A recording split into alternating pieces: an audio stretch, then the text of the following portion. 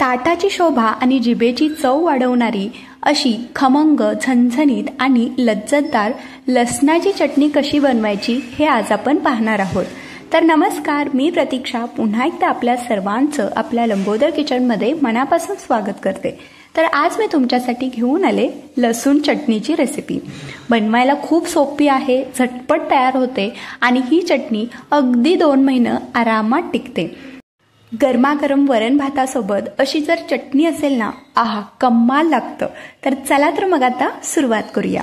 तर खमंग लसूण चटणी बनवण्यासाठी सगळ्यात आधी आपण इथे एका कढईमध्ये 1 वाटी शेंगदाणे घालायचेत आणि आता हे जे शेंगदाणे आहेत ते चांगले खमंग असे भाजून घ्यायचेत, अगदी साल तडकेपर्यंत। तर शेंगदाणे नेहमी अगदी लो मीडियम गॅसवरतीच भाजायचे, म्हणजे छान अगदी आतपर्यंत खमंग असे भाजले जातात। तर इथे बघा, एक 3 ते 4 मिनिटं हे शेंगदाणे मी चांगले भाजून घेतलेत। हलकेसे याला डाग देखील पडलेत, याचाच अर्थ शेंगदाणे चांगले भाजलेत। आता यामध्ये आपल्याला घालायचंय 15 ते 20 लसूण पाकळ्या। लसूण तुम्ही कमी अधिक सुद्धा करू शकता। तर इथे मी थोडासा लसूण सालीसकटच घेतलाय, कारण त्याने चटणीला चव खूप छान येते। तर आता लसूण देखील हलकेसे डाग पडेपर्यंत भाजून घ्यायचंय। तर सगळी जिन्नस आपल्याला अगदी लो टू मीडियम गॅसवरती भाजायचे आहेत, म्हणजे अगदी छान आतपर्यंत खमंग भाजले जातात आणि त्यामुळे चटणी अगदी छान 1-2 महिना आरामात टिकते। लसूण आपल्याला हलकेसे डाग पडेपर्यंत भाजून घ्यायचंय, म्हणजे यामधलं पाण्याचं मॉइश्चर कमी होईपर्यंत। तर इथे बघा, अगदी 2 मिनिटांमध्ये लसूण चांगला भाजला गेलाय। आता लगेच यामध्ये आपण 1 वाटी किसलेलं सुकं खोबरं घालायचंय। खोबरं आणि शेंगदाणे तुम्ही कमी जास्त करू शकता। तर आता हे खोबरे देखील आपल्याला सोनेरी रंगावरती चांगलं भाजून घ्यायचंय। तर खोबरं भाजायला जास्त वेळ नाही लागत। तर ही चटणी बनवायला खरंच खूप सोपी आहे आणि अगदी 2 ते 3 महिने आरामात टिकते। तर इथे खोबरं हलकंसं सोनेरी रंग होईपर्यंत मी भाजून घेतलंय। आता यामध्ये आपल्याला घालायचंय 1 मोठा चमचा पांढरे तीळ आणि अर्धा चमचा जिरे।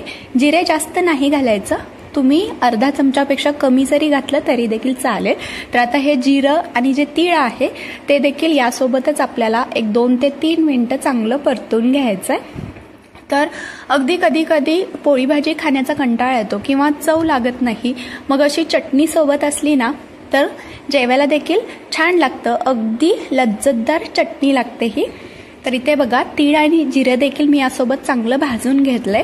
आता आपल्याला गॅस बंद करायचंय आणि यामध्ये आपल्याला पाव चमचा हिंग, 1 ते 1.5 चमचा लाल तिखट घालायचंय। तिखट तुम्ही कमी अधिक सुद्धा करू शकता।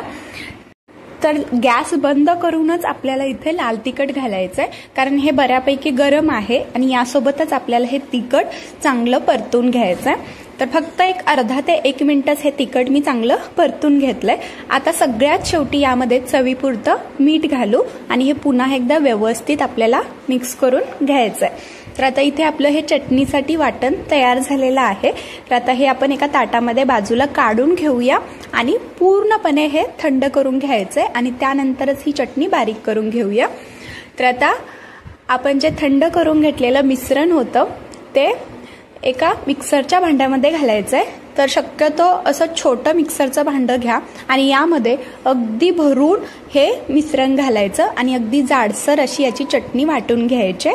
तर इथे आपली खमंग, झणझणीत आणि लज्जतदार अशी तोंडाला चव आणणारी लसणाची चटणी तयार झाली।